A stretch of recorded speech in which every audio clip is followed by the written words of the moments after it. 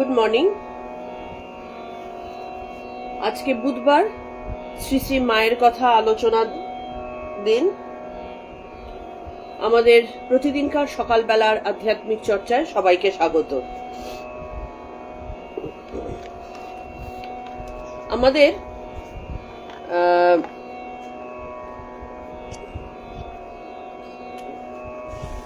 Last মায়ের কথায় যা পড়া হয়েছিল, মায়ের প্রণাম মন্ত্র দিয়ে আমরা তারপর থেকে শুরু করব।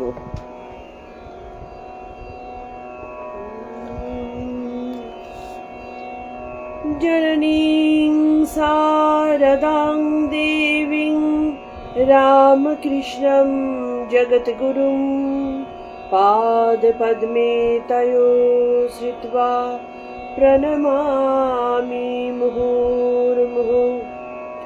सर्वमङ्गलामङ्गल्ये शिवे सर्वार्थसाधिके शरण्ये त्र्यम्बके गौरी नारायणी नमोऽस्तुते।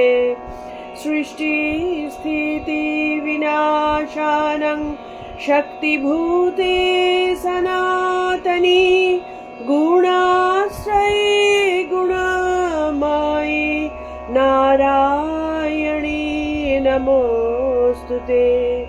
जय नारायणी नमोऽस्तुते, जय नारायणी नमोऽस्तुते, जय नारायणी नमोऽस्तुते। সবাইকে সুপ্রভাত। আমাদের আগের দিন যেটা হয়েছিল যে মাকে একজন জিজ্ঞাসা করেছিলেন যে মূর্তি পুজোয় সত্য কিছু আছে কিনা। তার গুরু তাকে সেই ব্যাপারে কিছু, মানে যিনি জিজ্ঞেস করছেন তার গুরু তাকে সেই ব্যাপারে কিছু উপদেশ দিয়েছেন। মা কিন্তু প্রথমে সেই গুরু বাক্যের ওপরে কোনো কথা তিনি বলতে চাননি, কারণ তিনি এটা বলছেন গুরু যখন বলেছেন সেটাই শেষ কথা। কিন্তু মা এটা বুঝেছিলেন যে সবাই কিন্তু গুরু হতে পারে না। আগের দিন আমাদের গীতা প্রসঙ্গে আলোচনা হয়েছিল যে গুরু মানে যিনি অন্ধকার থেকে আলোর দিকে আমাদের হাতে ধরে নিয়ে যান, তিনিই গুরু। কিন্তু এমন অনেকেই রয়েছেন যিনি গুরু মানে মুখেই গুরু, কিন্তু গুরুর নিজের যদি পূর্ণ জ্ঞান না থাকে, তিনি যদি সদ্গুরু না হন, তার যদি তিনি যদি ব্রহ্মজ্ঞ না হন, তাহলে শিষ্যকে কি ব্রহ্মের দরজা দেখাবেন। সুতরাং মা সেটা বুঝতে পেরেছিলেন। সেই কারণে মা প্রথমে গুরু, কিন্তু শিষ্যের কাছে গুরু বাক্যই সর্বদা বেদ বাক্য হওয়া উচিত। সেই কারণে মা কিন্তু প্রথমে গুরু সম্পর্কে কোনো কথা বলতে চাননি। কিন্তু শিষ্য বারবার যখন জোরাজুরি করছেন, তখন মা বলতে বাধ্য হলেন যে মূর্তির উপাসনা করে এত বড় বড় সাধক তারা পার হয়ে গেছেন, বা তারা ব্রহ্মের ইষ্টের দর্শন পেয়েছেন এবং ব্রহ্মজ্ঞান পেয়েছেন, সেখানটাতে মূর্তি কিছু নয় এ কথাটা কখনোই বলা যায় না। কারণ একেবারে 1 2 3 4 থেকেই আমরা 100-তে পৌঁছাই। তো মূর্তি পুজো হচ্ছে আমাদের প্রথম সোপান, সেখান থেকে শুরু করতে হয়। সেই কারণে মা তখন বললেন যে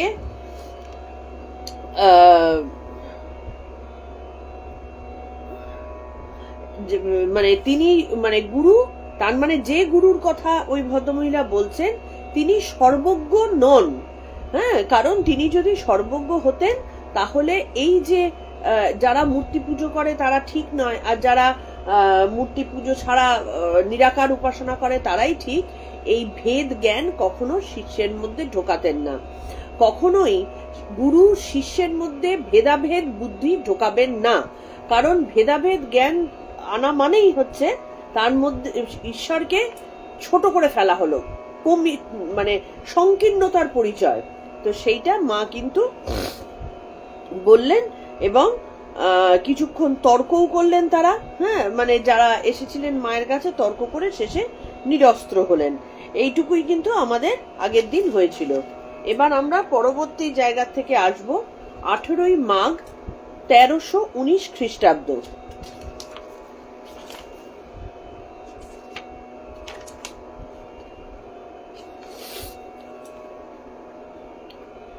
তেসরা মাঘ মা কাশী হতে ফিরেছেন। মা কিন্তু অনেক তীর্থ দর্শন করেছেন, তীর্থ ভ্রমণ করেছেন। কাশীতে তিনি গিয়েছিলেন, অনেকদিন ছিলেন। তেসরা মাঘ মা কাশী থেকে ফিরেছেন। লেখিকা বলছেন, সকালবেলা গিয়ে দেখি মা পূজা করছেন এবং পূজা প্রায় শেষ হয়ে এসেছে। পূজা শেষ হলে উঠে বললেন, এই যে মা এসেছো, আমি ভাবছি দেখা হলো না বুঝি, আবার শিগগির দেশে চলে যাব। কারণ মা আবার জয়রামবাটি যাবেন, তো কাশী থেকে ফিরে অল্প কদিনের জন্য কলকাতায়, তো তার মধ্যে যদি তার প্রিয় যারা তারা না আসেন, মায়ের মনে তো কষ্ট হয়।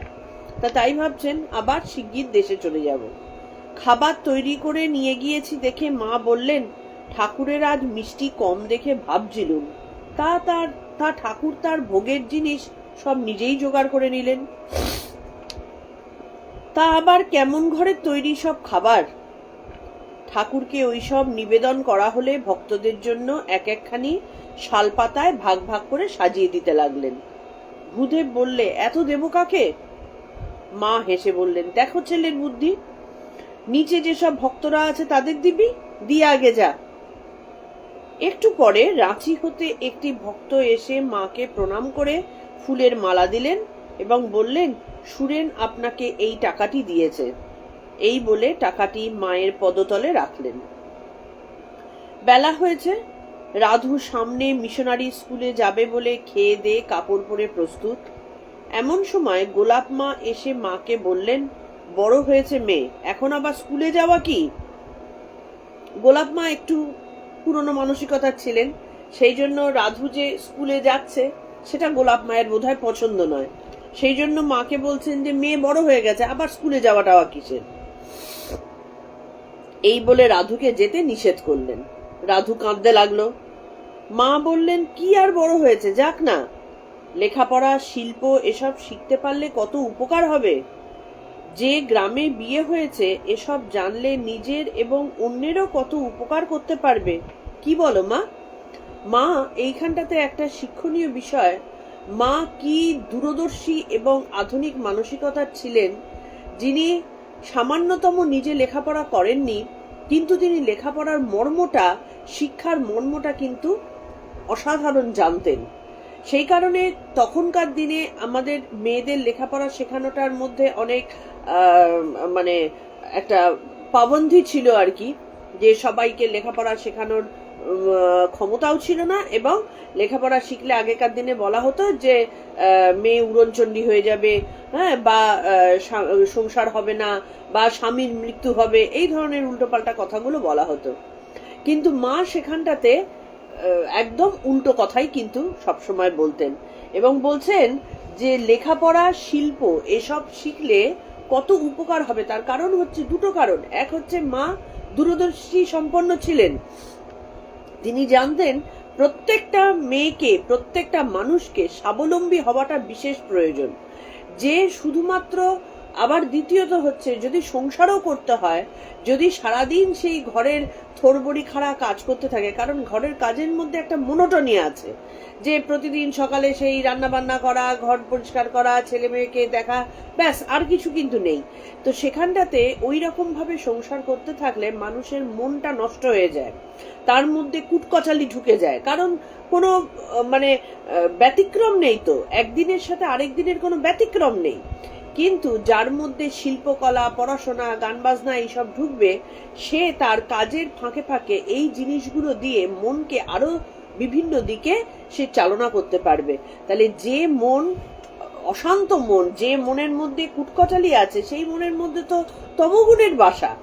কিন্তু যে মনের মধ্যে শিল্প সংস্কৃতি রয়েছে, পড়াশোনা রয়েছে, সেই মন শুধুমাত্র যে একটা আর্থিক সঙ্গতির কারণে তিনি কথাটা বলছেন তা নয়, মানুষের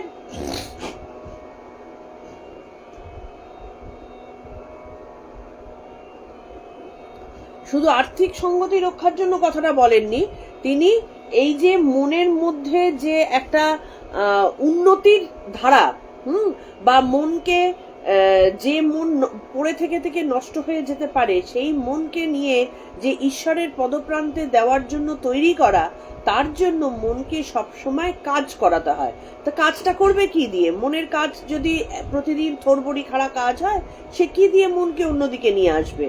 সেই কারণেও কিন্তু লেখাপড়া, শিল্প, সংস্কৃতি, এই জিনিসগুলোর প্রয়োজনীয়তা আছে। সেইটা মায়ের মতন ভালো তখন কিন্তু গোলাপ মাও ছিলেন না। গোলাপ মা দেখো ঠাকুরের ভক্ত ছিলেন, তিনি মায়ের সংস্পর্শে সারাক্ষণ রয়েছেন, কিন্তু এই একটা জায়গায় মা সবার ওপরে। তার কারণ তাদের মনের মধ্যে সেই সংকীর্ণতা দূর হয়নি যে মেয়ে মানুষ আবার অত বড় হয়ে গেছে, লেখাপড়া শিখবে কি? মা বলছেন না, কি বা বড় হয়েছে, তাকে লেখাপড়া শিখতে হবে, তাকে শিল্পকলা শিখতে হবে, তাতে নিজের এবং যে গ্রামে বিয়ে হয়েছে সেই গ্রামের উপকার হবে। কেন? এটাই হচ্ছে আমাদের আজকের সমাজের জন্য বিশেষ একটা বার্তা, যে একটা মানুষ যদি শিক্ষিত হয়, সে আরো 10টা মানুষকে শিক্ষিত করতে পারে। শিক্ষিত মন জগতের উন্নতি সাধন করতে পারে। সবাইকে যে ডাক্তার, ইঞ্জিনিয়ার বা বৈজ্ঞানিক হতে হবে তা নয়, কিন্তু একটা মা যদি শিক্ষিত না হয়, একটা পরিবারের মহিলা যদি শিক্ষিত না হয়, সে একটা নতুন শিক্ষিত সন্তানকে তৈরি করবে কি করে? তো সেই কারণেও শিক্ষার প্রয়োজন আছে।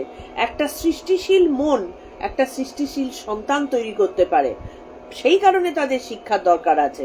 দেখো মা ওই সময়কার, একজন লেখাপড়া না জানা, একজন আপাত দৃষ্টিতে দেখতে সাধারণ একজন মহিলা হওয়া সত্ত্বেও তিনি কিন্তু এর মর্ম বুঝতেন, এবং সেই ইয়েতে তাদের মানে সবার মধ্যে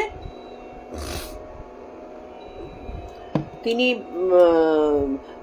লেখাপড়া শেখার প্রসারতা তিনি দিতে চেয়েছিলেন। অন্নপূর্ণার মা একটি মেয়ে নিয়ে এসেছেন দীক্ষার জন্য। অ্যাকচুয়ালি যদি মানুষের অনেক দিকে মানে উন্নতি প্রগতিশীল দিকে মন না থাকে না, ঈশ্বরে মনও কিন্তু যায় না। খেয়াল করে দেখবে, আমাদের যদি 10 দিন চুপ করে বসিয়ে রাখা হয়, কোনো কাজ নেই, কোনো চিন্তা করার কিছু নেই, কোনো কিছু নেই, তুমি দেখবে ঈশ্বরের কাছে, আমরা তো ভাবছি প্রচুর সময় সারাদিন ঈশ্বর চিন্তা করবো, হয় না, কিন্তু ঈশ্বর চিন্তাও হবে না, কারণ মন একেবারে উন্মাদের মতো ছুটতে থাকবে, কাজ না পেয়ে পাগল হয়ে যাবে। তো এবার অন্নপূর্ণার মা একটি মেয়ে নিয়ে এসেছেন দীক্ষার জন্য। তিনি বললেন, মা, ও আমাকে খেয়ে ফেললে তোমার কাছে দীক্ষা নেবার জন্যে। কি করি, নিয়ে এলুম। মা, আজ কি করে হবে, জল খেয়েছি। অন্নপূর্ণার মা, ও তো খায়নি। তা মা, তোমার খাওয়ায় তো আর দোষ নেই। মা, একেবারেই কি ঠিক হয়ে এসেছে? অন্নপূর্ণার মা, হ্যাঁ মা, একেবারে স্থির করেই এসেছে। মা সম্মত হলেন। দীক্ষার পরে শ্রীশ্রীমাকে মেয়েটির কথা বলতে লাগলেন। ও কি মা তেমন মেয়ে?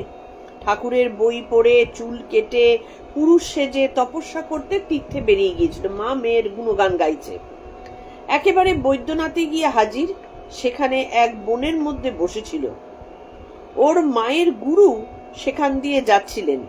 ওকে দেখতে পেয়ে পরিচয় নিয়ে নিজের কাছে রেখে ওর বাপের কাছে সংবাদ পাঠাতে ওর বাপ গিয়ে নিয়ে এলো। মা চুপ করে কথাগুলি শুনে বললেন, আহা, কি অনুরাগ! মানে মেয়েটির মধ্যে একটা মানে বৈরাগ্যতার একটা ব্যাপার ছিল। সেই কারণে সে আর 5টা মেয়েদের মতন ঘরের মধ্যে না থেকে, সাংসারিক জগতে গিয়ে সংসারের খেলনাবাটি না খেলে, সে তখন পুরুষ সেজে বেরিয়ে চলে গিয়েছিল। অ্যাকচুয়ালি আমাদের সমাজে মেয়েদেরকে যদি তীর্থযাত্রায় বেরিয়ে যায়, তপস্যা করতে বেরিয়ে যায়, অনেক হাঙর কুমির রয়েছে যারা তাদেরকে উৎখাত করে ফেলে। অল্প বয়সী মেয়ে, তার অনেক বিপদ আছে। বেশি বয়সও আছে, অল্প বয়স তো হবেই। তো সেই কারণে মেয়েটি পুরুষের বেশে গিয়েছিল এবং তপস্যা করতে জঙ্গলে গিয়ে বসেছিল। তো সেই চুপ করে কথাগুলি শুনে মা বললেন, আহা, কি অনুরাগ! মানে টান না থাকলে তো এই জিনিসটা আসে না হট করে। তখনকার দিনে প্রত্যেকটা মেয়েকে ছোটবেলার থেকে শেখানোই হতো যে তোমার একটা সংসার হবে, তোমার একটা সুন্দর পরিবার হবে, হ্যাঁ, সে ওইটা দিয়েই মেয়েরা কিন্তু স্বপ্নের জাল বুনতো এবং সেটার মধ্যেই তারা সুখ আনন্দ খুঁজে পেত। কিন্তু সেই তথাকথিত সুখ আনন্দের বাইরে গিয়ে এই মেয়েটি যে ঈশ্বরীয় ভাবে সে সে তো গিয়ে সার্কাসের খেলা দেখাতে যায়নি, বা সে গিয়ে এমনি এমনি ওই ট্রাভেল ব্লগার হবে বলে সে ট্রাভেল করে করে বেড়াতে যায়নি, সে গিয়ে তপস্যার জন্যই কিন্তু বসে গেছে। তা সেইটা অনুরাগ না থাকলে তো হয় না, মা সেটাই বললেন। আর সকলে বলতে লাগলেন, ও মা, সে কি গো, অমন রূপের ডালি মেয়ে কেমন করে রাস্তায় বেরিয়েছিল, হোক গে বাপু ভক্তি অনুরাগ। তো দেখো, মা সেটাকে সাপোর্ট করছেন, মা বলছেন যে কি অনুরাগ, আর অন্যরা কিন্তু বলছে যে সে কি কথা, এত সুন্দরী মেয়ে, হ্যাঁ, অনুরাগ টনুরাগ হোক, ভক্তি টক্তি হোক, সে ওরকম ভাবে পুরুষ সেজে বেরিয়ে গেল, যেটা আমাদের সাধারণ সমাজ করে থাকে, এটাই তো আমাদের সমাজের নিয়ম। তারা মেয়েদের জন্য বড্ড বেশি দরজা বন্ধ তাদের, হ্যাঁ, কোনো কিছুই তাদের করতে দেওয়া যাবে না। সত্যি কথাই, সেই মেয়েটির যদি সংসারে তার মন না থাকে, তার যদি বৈরাগ্যতাকে সে আশ্রয় করে, তো তাহলে তার পক্ষে কেন সম্ভব নয়? হ্যাঁ, মা বলছেন, মা সাপোর্ট করছেন, তাহলে মায়ের এই দিকটা বিশেষভাবে দেখবার জিনিস। মা কিন্তু দরকার মতো সবার বিপক্ষে গিয়েই কথা বলতে পারতেন যদি দেখতেন সেখানটাতে ঈশ্বরীয় আবেশ রয়েছে। তো অত সুন্দরী মেয়ে, সেখানে সত্যি কথাই বিপদ তো পদে পদে, কিন্তু মা বললেন কি অনুরাগ, অন্যরা কিন্তু সাপোর্ট করলো না। নলিনী বলছেন, বাপরে, আমাদের দেশ হলে আর রক্ষে থাকতো না। অবশ্য এইসব কথা মেয়েটির ও অন্নপূর্ণার মার সাক্ষাৎ অসাক্ষাতেই বলা হয়েছিল, মানে আড়ালে পিএনপিসি হচ্ছে আর কি। নলিনী ও আমার সঙ্গী একটি স্ত্রী লোক উভয়েই স্বামীর কাছে থাকেন না। কি কথায় যেন তাদের কথা এলো। মা বললেন, ঠাকুর বলতেন, জরু গরু ধান এই তিন রাখবে আপন বিদ্যমান, এ তিন রাখবে আপন বিদ্যমান। আরো বললেন, এসব চারা গাছের সময় বেড়া না দিলে ছাগলে মুড়াবে মাথা। মানে জরু গরু ধান, জরু মানে স্ত্রী, গরু আর ধান, এই তিনটেকে যত্ন করে রাখতে হয়, বেড়া দিয়ে রাখতে হয়। তাদেরকে যদি ছেড়ে দেওয়া হয়, মানে এখানটাতে যেহেতু নলিনী এবং স্ত্রীলোক উভয় স্বামীর কাছে থাকেন না, মন নষ্ট হয়ে যাওয়ার একটা প্রবণতা তাদের দেখা যেতে পারত যদি না তাদের একটা বেড়া থাকতো। তো সেই একটা শাসন সব সময় এখানটাতে গরু ধান এই পুরো জিনিসগুলো কিন্তু প্রত্যেকের কথা বলা হচ্ছে, যে প্রত্যেকের একটা শাসনের প্রয়োজন আছে, একটা সংযমের প্রয়োজন আছে। সেইটা যদি না থাকে তখন সেই জিনিস কিন্তু যে কোনো ভাবে নষ্ট হয়ে যাওয়ার সম্ভাবনা থাকে, সেটাই বলছেন ঠাকুর। এটা বলতেন আপন বিদ্যমান, মানে নিজের এতে একেবারে সংস্কারে নিজেকে আটকে রাখতে হয়। এই আটকে রাখার অর্থ কিন্তু বলছেন না যে ঘরের মধ্যে বন্দী হয়ে থেকে সারাদিন তুমি কি বলে ওই আগেকার দিনের বিধবারা যেরকম ভেতরে শুধু কুটকছানি করতো সেরকম বলছেন না। মানে নিজের ভেতরের শিক্ষা, নিজের ভেতরের সংস্কৃতি, নিজের সংযম নিজের মধ্যে রেখে এবার তুমি জীবন কাটাও, তাহলে মানে কোন রকম ভয়ের সম্ভাবনা থাকে না। দুপুরে আহারান্তে সকলে পাশের ঘরে শয়ন করলেন। নতুন মেয়েটিকে মা একটু শুতে বললেন। সে বললে, না মা, আমি দিনের বেলা শুই না। আমি তাকে বললুম, মা বলছেন কথা শুনতে হয়, তবে শুই বলে সে একটু শুয়ে আবার তখনই উঠে বারান্দায় গেল। মা বললেন, মেয়েটি একটু চঞ্চল, সেই জন্যেই বেরিয়ে গিয়েছিল। মা মেয়েটির ঝিকে জিজ্ঞেস করলেন, মেয়েটির স্বামী কি করে, কেন মেয়েটিকে কাছে রাখে না? তাহলে মা চিনতে পেরেছেন এই মেয়েটা চঞ্চল প্রকৃতি, মেয়েটা যে পূর্ণ মাত্রায় মানে কি বলে আধ্যাত্মিকতার টানে বেরিয়ে গিয়েছিল তা নয়, মেয়েটার প্রকৃতিটা চঞ্চল। সেই জন্য বলছেন যে মেয়েটির স্বামী কি করে, কেন মেয়েটিকে নিজের কাছে নিয়ে রাখে না। ঝি বললে তিনি অল্প মাইনে পান আর ঘরে কেউ নেই, ওকে নিয়ে গিয়ে একলাও রাখতে পারেন না, তাই শনিবার শনিবার শ্বশুরবাড়ি আসেন।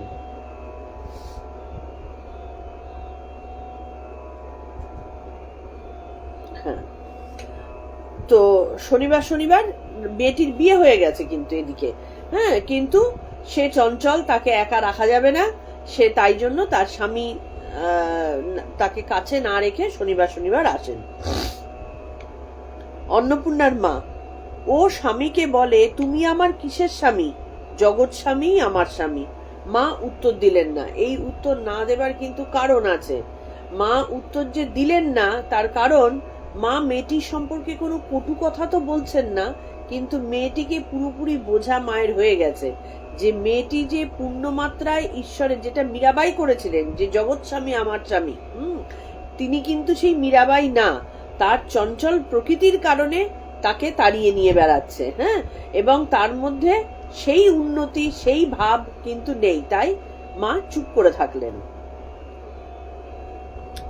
ঠাকুর ঘরের উত্তরের বারান্দায় মেয়েরা সব গল্প করছিলেন, বড় গোল হচ্ছিল। মা বললেন, বলে এসো তো মা, আস্তে কথা বলতে, এখুনি শরতের ঘুম ভেঙে যাবে। তিনি নিচে বৈঠকখানা ঘরে শুয়েছিলেন। ঘরটি এখন নির্জন দেখে মাকে সাধন ভর্জন ও দর্শন সম্বন্ধে কয়েকটি কথা জিজ্ঞেস করলুম। মা বললেন, ঠাকুর ও আমাকে অভেদ ভাবে দেখবে। দেখো কি বিশাল কথা, মা নিজে মুখে বলে দিলেন যে ঠাকুর ও আমি অভেদ, মানে শিব ও শক্তি অভেদ, তার মধ্যে কোনো ডিফারেন্স নেই।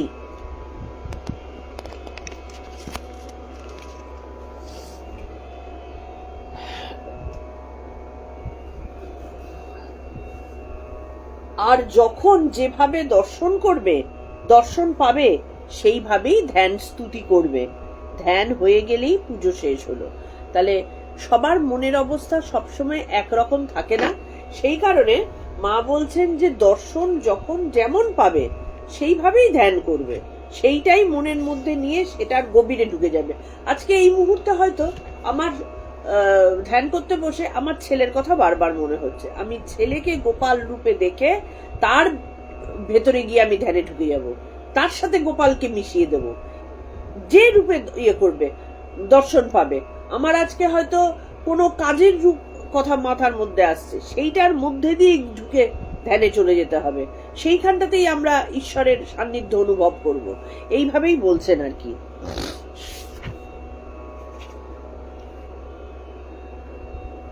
এইখানে মানে হৃদয়ে আরম্ভ ও এইখানে মানে মস্তকে শেষ করবে, এই বলে দেখিয়ে দিলেন। আমাদের ধ্যান আমাদের এইখান থেকে শুরু করতে হয় এবং এইখানে এইখানে এইখানে সহস্রারে এইভাবে গিয়ে ধ্যান শেষ হয়, মানে ভগবানকে এই এই জায়গায় বসিয়ে বসিয়ে ধ্যান শেষ করতে হয়, এই বলে দেখিয়ে দিলেন। মা বলছেন, মন্ত্রতন্ত্র কিছুই নয় মা, ভক্তি সব। ঠাকুরের মাঝেই গুরু ইষ্ট সব পাবে, উনি সব। সেই জন্য দেখবে বলা হয় বারবার মন্ত্রের সমস্ত ইয়েতে মানে যা কিছু সবকিছু ঠাকুরকে অর্পণ করা হয়। হ্যাঁ, আমাদের যা কিছু খাবার দাবার বহু দেবদেবী রয়েছেন, ঠাকুরকে অর্পণ করা হলো, ঠাকুরের মাধ্যমে সব দেবদেবীর কাছে পৌঁছে যাবে, কারণ তিনি পরম ব্রহ্ম, তার মধ্যেই ইষ্ট দর্শন হয়ে যাবে এবং তার মধ্যেই আমার ভেতরের যা কামনা বাসনা সেটা পূর্ণ হবে। এটার মধ্যে দিয়েই মানে ঠাকুরের মধ্যে দিয়েই আমাদের যা প্রাপ্তি হবার তাই প্রাপ্তি হবে। তারপর কথা প্রসঙ্গে গৌরীমা ও দুর্গা দেবীর কথা উঠল। মা উভয়ের অনেক সুখ্যাতি করলেন আর বললেন, দেখো মা, চর খেয়ে রাম নাম অনেকেই বলে, কিন্তু শৈশব হতে ফুলের মতো মনটি যে ঠাকুরের পায়ে দিতে পারে সেই ধন্য। কারণ আমরা আগের দিন কিন্তু গীতাতে এটাই পড়ছিলাম যে জীবনে আমাদের অনেক ঘাত প্রতিঘাত আসে, সংসার করতে গিয়ে, চাকরি বাকরি করতে গিয়ে, হ্যাঁ, জীবনে চলতে গিয়ে প্রচুর ঘাত প্রতিঘাত আসে। যখন সে ঘাত প্রতিঘাতে আমরা নাজেহাল হয়ে যাই, ক্লান্ত হয়ে যাই, আমরা তখন ঈশ্বরকে ডাকা শুরু করি, হে ঈশ্বর, পরিত্রাতা রূপে আমার সামনে এসো। এবং এটাই মা বলছেন যে এই চর খেয়ে ঈশ্বর নাম অনেকেই করে, কিন্তু ওই যে আগের দিন বলা হয়েছিল যে জ্ঞানী, যে ভক্ত, সে শিশুর মতন, শিশু অবস্থায় যে ফুলের মতো মনটি, যার মধ্যে চর থাপ্পড় খেয়ে ট্রানজাকশনাল কোন রকম চিন্তা ভাবনা আসবে না, সেই রকম মনটা যদি পূর্ণ মাত্রায় দিয়ে দেওয়া যায় তবে সে ধন্য। মেয়েটি যেন অনাঘ্রাত ফুল। গৌরীদাসী মেয়েটিকে কেমন তৈরি করেছে। ভাইয়েরা বিয়ে দেবার বহু চেষ্টা করেছিল, গৌরীদাসী ওকে লুকিয়ে হেথা সেথা পালিয়ে নিয়ে বেড়াতো। এই যে দুর্গা দেবী, গৌরীদাসীর কেউ কোনো একজন মানে পরিচিত একজন, তো সেই মেয়েটাকে দেখে গৌরীদাসী, তো গৌরীমা মানে ঠাকুরের একজন বিশেষ কি বলবো, মানে তিনি যেমন শ্রীকৃষ্ণের যেমন, শ্রী রাধার যেমন সব অষ্ট সখী থাকেন না, গৌরীমা সেই রকম একজন। হ্যাঁ, তিনি আমাদের বৈকুণ্ঠের তিনি একজন বিশেষ একজন। তো তিনি ওই জন্য এই দুর্গা দেবীকে চিনতে পেরেছিলেন যে এর মধ্যে সেই ফুলের মতো মনটা রয়েছে। সেই জন্য তার ভাইয়েরা যখনই তাকে বিয়ে দেবার চেষ্টা করত, গৌরীমা সেই দুর্গা দেবীকে পালিয়ে পালিয়ে নিয়ে যেত, কারণ সে জানতো, গৌরী দেবী জানতেন যে তার মনটা ঈশ্বরের পায়ে অলরেডি সে দিয়ে বসে আছে। এবার সমাজের চাপে বাচ্চা মেয়ে, তাকে যদি জোর করে বিয়ে দিয়ে সংসারে ঢুকিয়ে দেওয়া হয়, তার তো মাথা খারাপ হয়ে যাবে একেবারে, না সংসার হবে, না ঈশ্বরের সেই সাধনার দিকে এগোতে পারবে, একটা ল্যাজে গোবরে হয়ে যাবে। সেই জন্য তাকে পালিয়ে পালিয়ে নিয়ে বেড়াতো। শেষে পুরী গিয়ে জগন্নাথের সঙ্গে মালা বদল করে সন্ন্যাসিনী করে দিল, ব্যাস সন্ন্যাস দিয়ে দিলেন, আর তো তার বিয়ে টিয়া হবে না। যতদিন না সন্ন্যাস হচ্ছিল ততদিন তো ভাইরা তাকে ধরে বেঁধে বিয়ে দেওয়ার চেষ্টা করছিল। সতীলক্ষ্মী মেয়ে কেমন লেখাপড়াও শিখেছে, কি একটা সংস্কৃত পরীক্ষাও দেবে শুনছি। গৌরীমার পূর্বজীবন সম্বন্ধেও অনেক কথা বললেন, তাতে জানলুম তার জীবনের উপর দিয়ে কম দুঃখ ঝঞ্ঝা বয়ে যায়নি। কাশীর কথা ওঠাতে বললেন, কাশীতে বেশ ছিলুম গো, আর আমি তো সঙ্গে করে যদুবংশ সব নিয়ে গিয়েছিলুম মা। যদুবংশ মানে ঠাকুর, ওই শ্রীসীমা যখন গেছেন তার সাথে সাথে তো সবাইকে নিয়ে গিয়েছিলেন, সুতরাং সবাই একসাথে কাশীতে ছিলেন। আর এই মেয়েটি সম্পর্কে, মানে দুর্গা দেবী সম্পর্কে মা ভূয়সী প্রশংসা করছেন, কি যে মেয়েটা শুধুমাত্র সুন্দরী না, মেয়ে তার পবিত্র নরম মন, এবং পবিত্র কেন, তার মধ্যে কোনো বাসনা নেই, কামনা নেই, এবং সে পরিপূর্ণভাবে ঈশ্বরের নিবেদিত প্রাণ। দেখো আগের মেয়েটিও কিন্তু যাকে দীক্ষা দিলেন, সেও সংসার না করে সে পালিয়ে গিয়েছিল সাধনা করবে বলে, মা তার সম্পর্কে কিছু বললেন না কিন্তু, কারণ মা তার অন্তর জেনেছিলেন।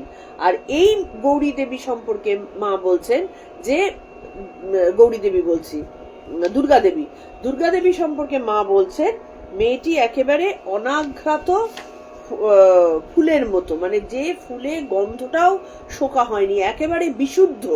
তাহলে সেই ফুলের মতন মন যখন ঈশ্বরের পায়ে দেওয়া হচ্ছে, তখনই হচ্ছে সেটা আসল ঈশ্বরের প্রতি ভালোবাসা।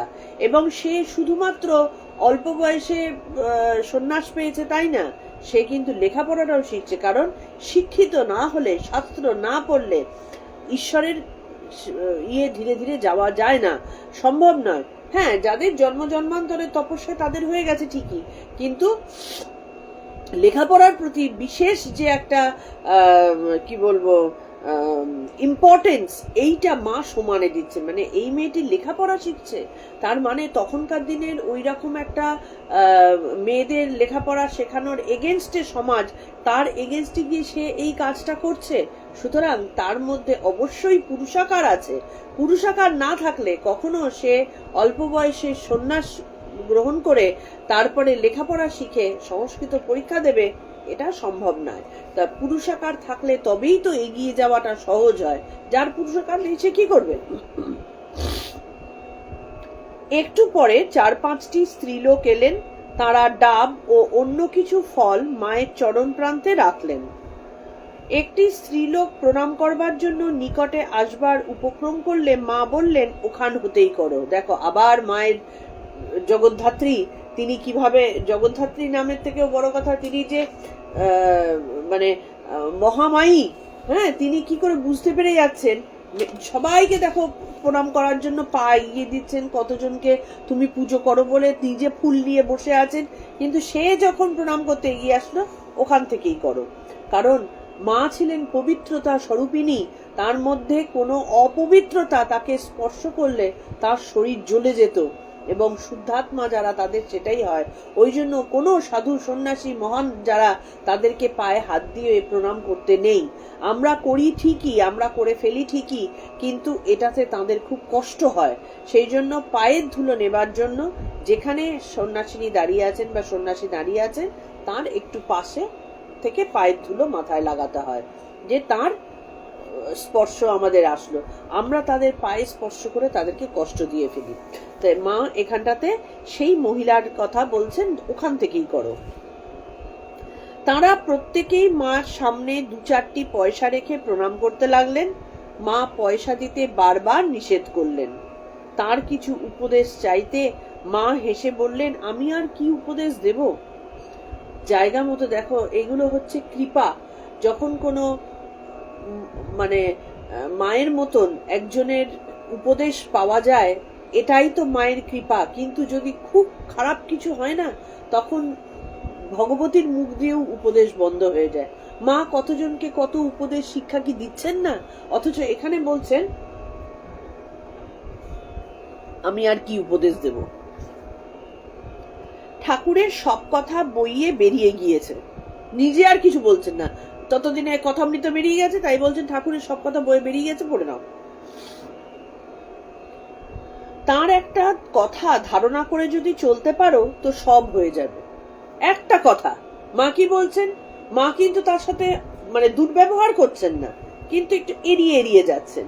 আর কি বললেন, ঠাকুরের সব কথা বয়ে বেরিয়ে গেছে, একটাকে ধারণা করো, তাতেই জীবন তরে যাবে। শ্রীশ্রীমা খুঁটিনাটি অনেক কথা তাদের জিজ্ঞাসা করলেন। তারা বিদায় নিলে মা আমাকে বললেন, উপদেশ নেয় তেমন আধার কই। এটাই দেখো, সবাইকে উপদেশ দিতে নেই, মাও কিন্তু দিতেন না। আমরা তো উপদেশ দেওয়ার সুযোগ পেলে একেবারে বুড়ি বুড়ি, হ্যাঁ, যে যত পারি উপদেশ দিয়ে যাচ্ছি। কিন্তু এইটা হচ্ছে কথা, আধার কই, ফুটো বাতিতে কখনো জল রাখা যায় না। তাই মা বলছেন যে উপদেশ নেয় আধার কই, আধার চাই মা, নইলে হয় না। কথায় কথায় ঠাকুরের ভাগ্নে হৃদয় প্রভৃতির কথা উঠল। 2-1টি কথা হতেই অন্নপূর্ণার মা ঘরে ঢুকতে সেসব কথা চাপা পড়ে গেল। এই যে সব ঘটনাগুলো ঘটে না, প্রত্যেকটা জিনিসের কিন্তু একটা কার্যকারণ আছে। যে একজন আসলো, তাকে মা অসৎ ব্যবহার করলেন না, দুর্ব্যবহার করলেন না, হ্যাঁ, কিন্তু তাকে সেইভাবে কাছেও টেনে নিলেন না। এই জন্য দেখবে অধিকাংশ জায়গাতেই, এটা কিন্তু আমি মিশনের মহারাজদেরও আমি দেখেছি, যে তারা দুর্ব্যবহার কখনোই করেন না, কিন্তু তারা মুখ খোলেন না সহজে। আধার দেখবেন, তবে তারা মুখ খুলবেন। কারণ মানে অনর্থ উপদেশ দিলে সেই উপদেশের অপমান করা হয়। তাহলে আধার না থাকলে কেন তারা দিতে যাবেন। মাও দেখো, তিনি পা ফাড়িনি, তিনি জগত্তারিণী, কিন্তু তারপরেও জায়গা মতো তিনি উপদেশ কিন্তু দিতে মানে রাজি না। তিনি বললেন, মা আমি স্বপ্ন দেখেছি, তুমি যেন আমাকে বলছো আমার প্রসাদ খা, তবে তোর অসুখ সারবে। আমি বলছি, ঠাকুর নিষেধ করেছেন আমাকে কারোর উচ্ছিষ্ট খেতে। তা মা, আমাকে এখন তোমার প্রসাদ একটু দাও। মা সম্মত না হওয়ায় তিনি খুব জিদ করতে লাগলেন। এখানেও দেখো, মা প্রসাদ কি দিচ্ছেন না, কতজনকে মা হাতে করে প্রসাদ দিচ্ছেন, কিন্তু এনাকে প্রসাদ দিতে চাইছেন না। কারণ কি দেখো, তিনি প্রথমে বলেছেন যে স্বপ্ন দেখছে, যে মা বলছেন যে তুমি আমার প্রসাদ খাও, তাহলে তোমার অসুখ সারবে, কিন্তু তার মন অন্তরাত্মা বলছেন যে না, ঠাকুর বলেছেন যে কারোর উচ্ছিষ্ট না খেতে। মা কি কেউ একজন? যিনি জগন্মাতা তিনি স্বপ্নে দেখা দিচ্ছেন, আর ঈশ্বরের স্বপ্ন কখনো মিথ্যা হয় না। তিনি স্বপ্নে দেখা দিয়ে বলছেন, আর সে পণ্ডিতি ফলাচ্ছে যে ঠাকুর বলেছেন কারোর উচ্ছিষ্ট না খেতে। তো জগন্মাতা কেউ একজন, তো মা ওই জন্য দিতে চাইছেন না। মা বললেন, ঠাকুর যা নিষেধ করেছেন তাই করতে চাও? দেখো কত ধরনের লোক আসে। এদিকে তার মনে মানে ওই অন্নপূর্ণার মা, হ্যাঁ, মনের মধ্যে আছে যে ঠাকুর আমাকে নিষেধ করেছে অন্য কারোর উচ্ছিষ্ট না খেতে। সেই মা, এদিকে মা কিন্তু আগে বলেছেন যে ঠাকুরও আমাকে অভেদ জানবে, তারপরেও তাদের ভেদ বুদ্ধি যায়নি। মা কিন্তু এই কথাটা একবার বলেননি, বহুবার বলেছেন। তো ভেদ বুদ্ধি যায়নি, তার মানে মাকে তো তারা ভগবতী হিসেবে দেখছে না। তাহলে তখন তারপরেও যখন জেদ করছে, তখন মা বলছেন কি, তাহলে ঠাকুর যা নিষেধ করেছেন তাই করতে চাও? তাহলে জেদ মানে তুমি তো সব দিক থেকেই গন্ডগোল পাকাচ্ছ। এক তো ভগবতীকে চিনতে পারোনি, ঠাকুর মাকে অভেদ জ্ঞান করেছো, পুরুষ প্রকৃতিকে আলাদা চোখে দেখছো, আবার তারপরেও নিজের অসুখের চিন্তায় মানে পরীক্ষা করা টাইপের, দেখি তাহলে তোমারটা খেয়ে আমি দেখি, তাহলে তুমি আমাকে দাও। তাহলে সেখানটাতে ঠাকুরের নিষেধ ভঙ্গ করছো, তুমি সব দিক থেকে তো গন্ডগোল করছো।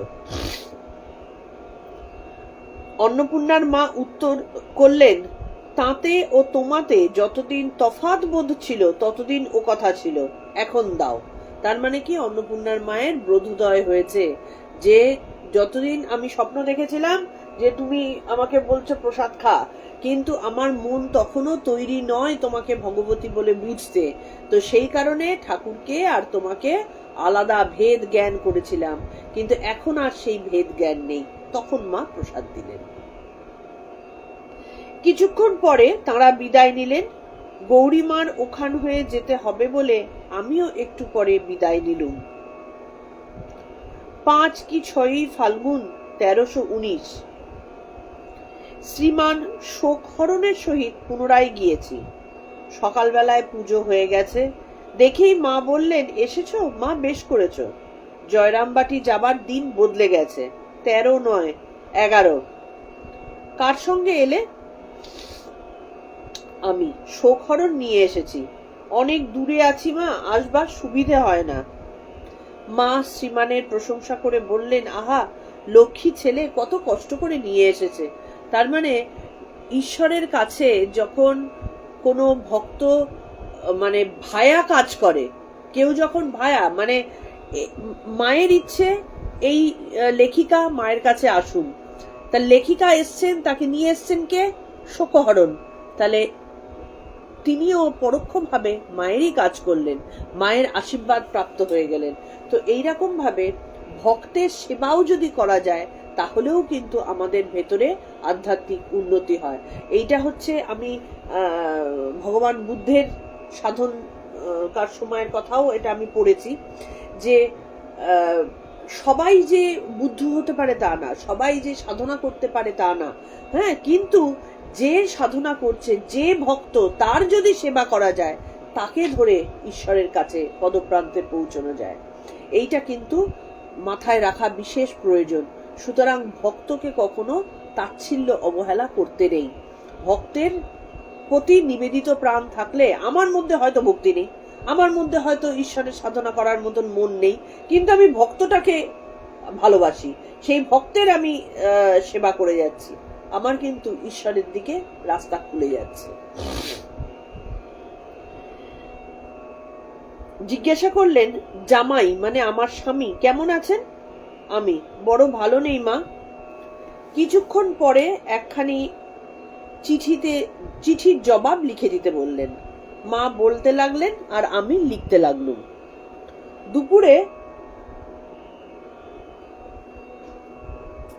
দুপুরে খাওয়া দাওয়ার পর মা একটু বিশ্রাম করছিলেন।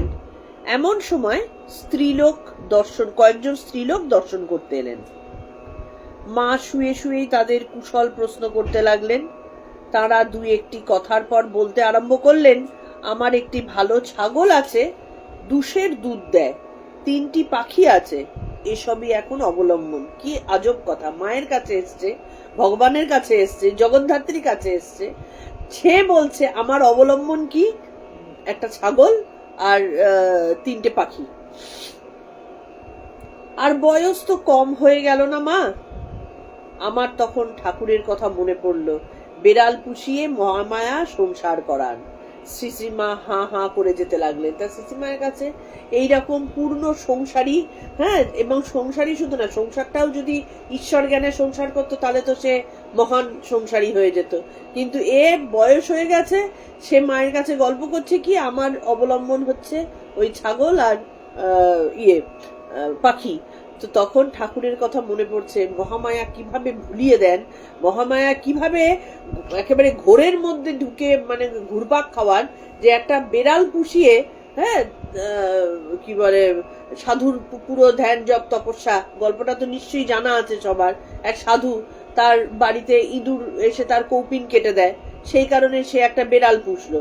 এবার বেড়ালকে খেতে দিতে হবে, ত্যাগী সাধু, সে ভিক্ষে করে কি করে, হ্যাঁ, বেড়ালের দুধ লাগে, সে তখন ওর কাছ থেকে দুধ চেয়ে বেড়ায়। তারা যখন একদিন দুদিনের বদলে রেগে যাচ্ছে, তখন সাধু বাধ্য হয়ে একটা গরু পুষলো। এবার সেই গরুর দেখভাল করবার জন্য একটা তার লোক দরকার, তার জন্য সে বিয়ে করলো। এই করতে গিয়ে তার পূর্ণ ধ্যান জপ শেষ হয়ে গেল, তার তপস্যা শেষ হয়ে গেল, সে পূর্ণ সংসারী।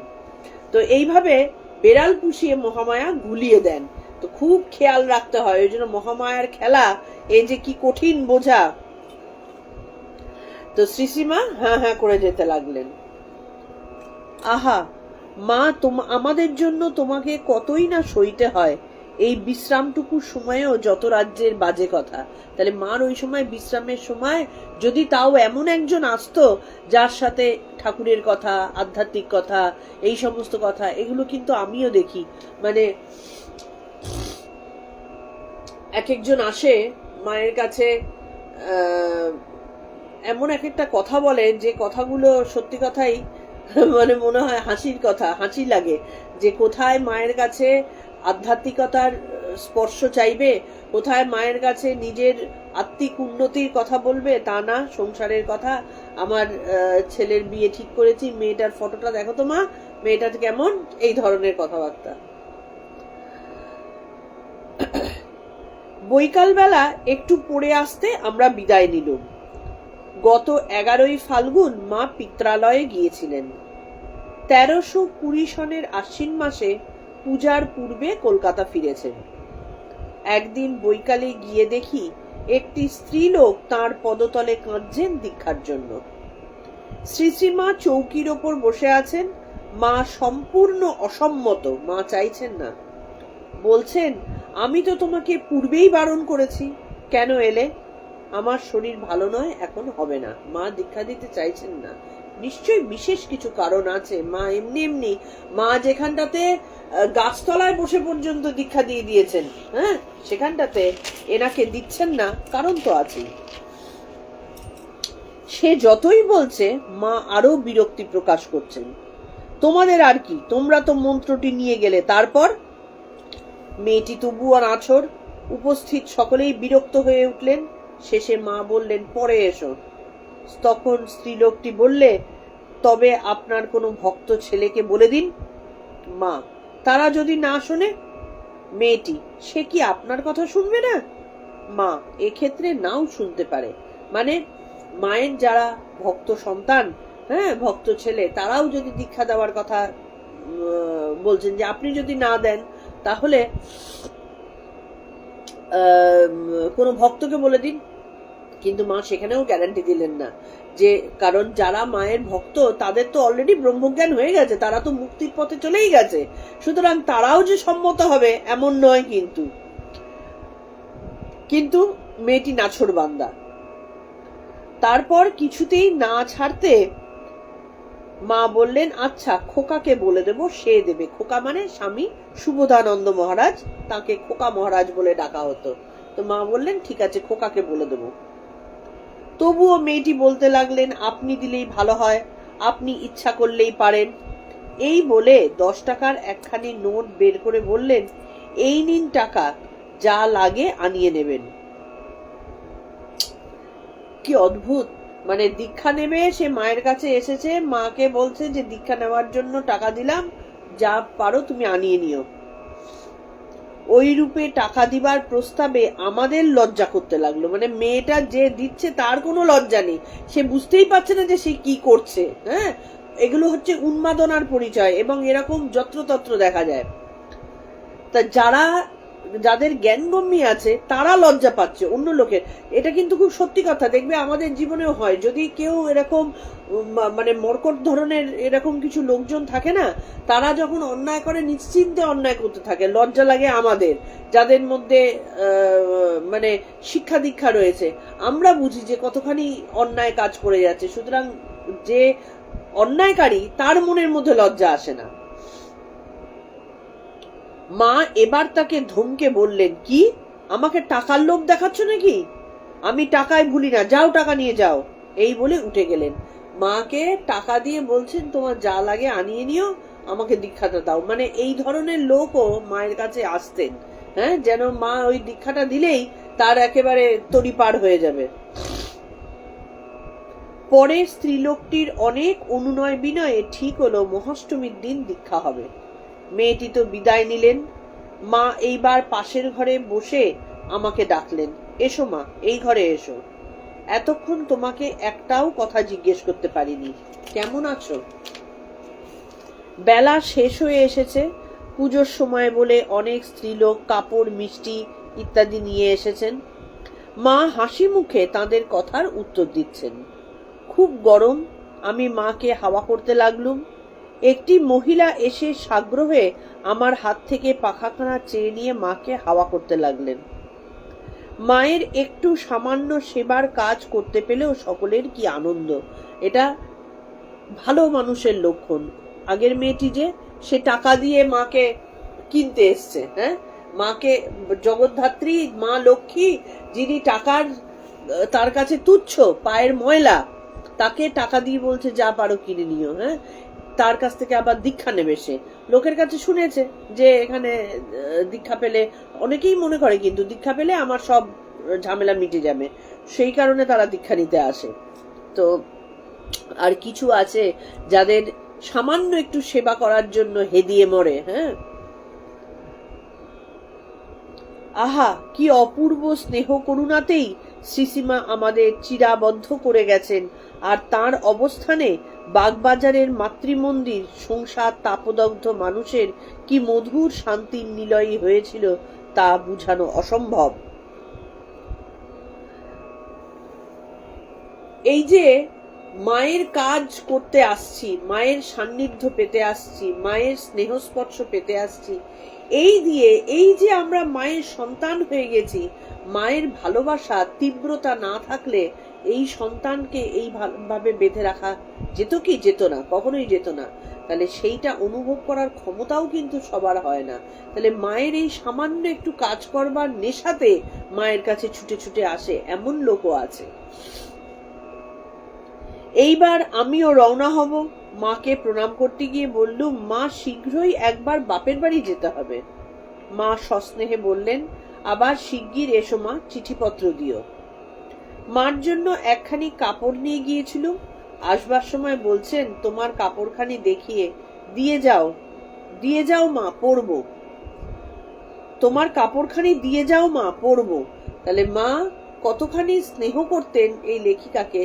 যখন হাতে করে কাপড় নিয়ে গেছেন, মা বলছেন তুমি দিয়ে যাও, আমি পরবো।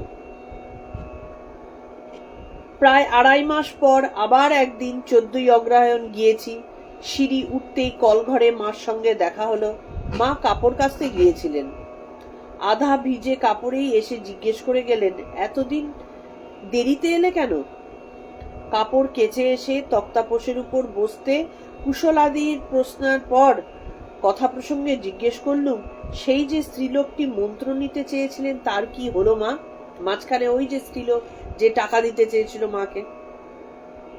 মা, সে সেদিন নিতে পারলে না, বলেছিলুম আমার অসুখ সারুক তারপর নেবে, তাই হলো। অসুখ হওয়ায় সেদিন সে আসতে পারেনি, তার অনেক পরে একদিন এসে নিয়ে গেছে। আমি, তাই তো মা, আপনার মুখ দিয়ে যে কথা বেরিয়ে পড়ে তাই হয়। আমরা আপনার ইচ্ছা না মেনে নিজেরা কষ্ট পাই। আপনিও নিজের অসুস্থ শরীরে অনেক সময় দয়া করে দীক্ষা দিয়ে আমাদের ভোগ নিজের শরীরে নিয়ে আরো বেশি কষ্ট পান। এটা সত্যি কথাই। যারা সদ্গুরু না, তারা মানে ভক্তকে দীক্ষা দিয়ে তাদের রোগ ভোগ সমস্ত কিছু নিজে নেন। এই কৃপা, গুরু যে কিভাবে কৃপা করে ঈশ্বরের সাথে ভক্তকে মিলিয়ে দেন আমরা টের পাই না, কিন্তু আমরা কিন্তু একটা ক্যাজুয়ালি দীক্ষা নিয়ে নিই। কিছুদিন নেওয়ার পরে ধ্যান জপ করেই মনে করি যে আমাদের একটা কিছু দর্শন টর্শন হয়ে যাবে বোধহয়, কিন্তু টের পাই না ভেতরে ভেতরে কত পরিবর্তন, কত জিনিস এরা গুরুরা ঘটিয়ে দেন।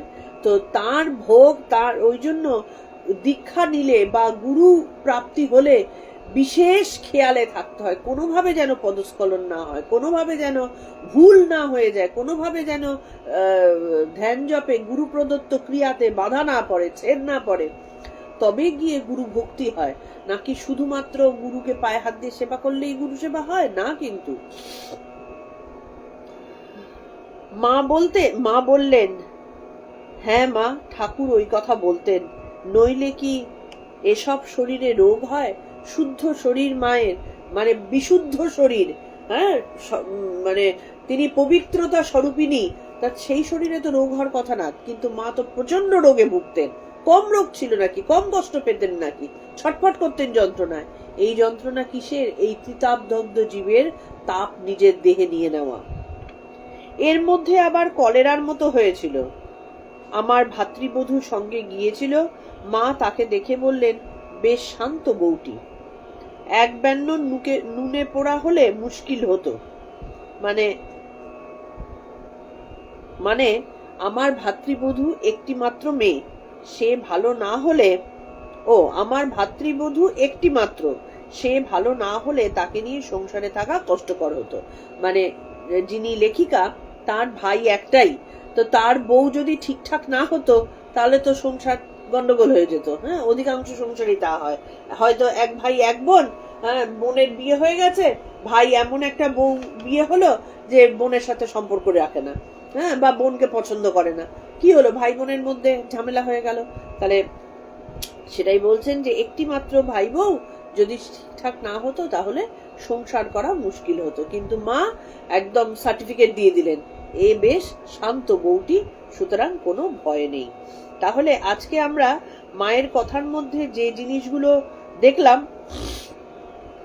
যে মাকে এই যখন কোনো মাকে, মানে আমি কি বলবো, যখন এইরকম জগদ্ধাত্রীকে পৃথিবীতে মানুষের উদ্ধারের জন্য যখন আসতে হয়, তখন কি পরিমাণ অশান্তি সহ্য করতে হয়।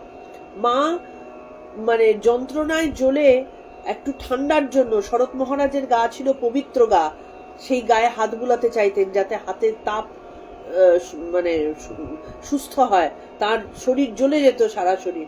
এরকম এক একজন এসে তারা মাকে কিনতে চাইছে, মায়ের কাছে দীক্ষা নিতে চাইছে, তারা মনে করছে মা দীক্ষা দিলেই ব্যাস হয়ে গেল। কথাটা একদিকে ঠিকই, কারণ আলটিমেটলি দায়িত্ব তো মা নিল, কিন্তু আমরা মায়ের জন্য কতটুকু ভাবলাম সেই চিন্তাটা কি করি, যে আমি মায়ের কথা চিন্তা করে, তাকে তার সুস্বাস্থ্যের কথা চিন্তা করে, তার কষ্টের কথা চিন্তা করে আমি সেই রকম ভক্ত হয়ে উঠতে পারি, সেই রকম শিষ্য হয়ে উঠতে পারি, যাকে আমাকে ছুলেও মায়ের সেই তাপ জড়ায়, মানে জুড়িয়ে যায়, যাতে করে আমার জন্য মাকে মানসিকভাবে শারীরিকভাবে কোনো কষ্ট না পেতে হয়। এটাই তো মানে সত্যিকারের সন্তানের লক্ষণ। না হলে মায়ের কাছ থেকে শুধু নিয়েই যাব আর মাকে কষ্ট দিয়েই যাব, এটা কি সুসন্তানের লক্ষণ? কখনোই না। কিন্তু মাকেও এরম কষ্ট সহ্য করতে হয়েছে। এটা মানে সত্যি কথা বলতে কি, মানুষ হিসাবে আমাদের দুর্ভাগ্য যে আমাদের মধ্যে এইরকম মানুষ আছে, এবং মানুষ হিসাবে লজ্জা যে আমাদের মধ্যে এইরকম মানুষ রয়েছে। তো আমাদের কর্তব্য যাতে করে এই মা, তিনি তো দেহ চলে গেছে বলে চলে যাননি, তিনি তো আছেন। আমরা গীতাতে পড়ছি, জগতের যত্রতত্র মা তো ছড়িয়ে রয়েছেন, মহামায়া তিনি বিভিন্ন রূপে। তো তিনি তো আমাদেরকে নজর করেন, তিনি তো আমাদেরকে বুঝতে পারেন, সাথে সাথে থাকেন। সেই জন্য মায়ের সুসন্তান যাতে হয়ে উঠতে পারি, তার চেষ্টা, তার চিন্তা প্রতি মুহূর্তে করলে তবেই কিন্তু আমরা মায়ের আরো ভালোবাসার যোগ্য হয়ে উঠতে পারবো। না হলে শুধুমাত্র মা দাও করলে হয় না। আজকে তাহলে আমাদের এটুকুই। আমরা আজকের মতন ঠাকুরমা স্বামীজির পায়ে আলুণ্ঠিত প্রণাম জানিয়ে আমাদের আজকের এই আলোচনা শেষ করছি। আগামী দিনেও আমাদের মায়ের কথাই আলোচনা হবে। ততক্ষণের জন্য নোটিশের জন্য অপেক্ষায় থেকো। ভালো থেকো সবাই, আনন্দে থেকো।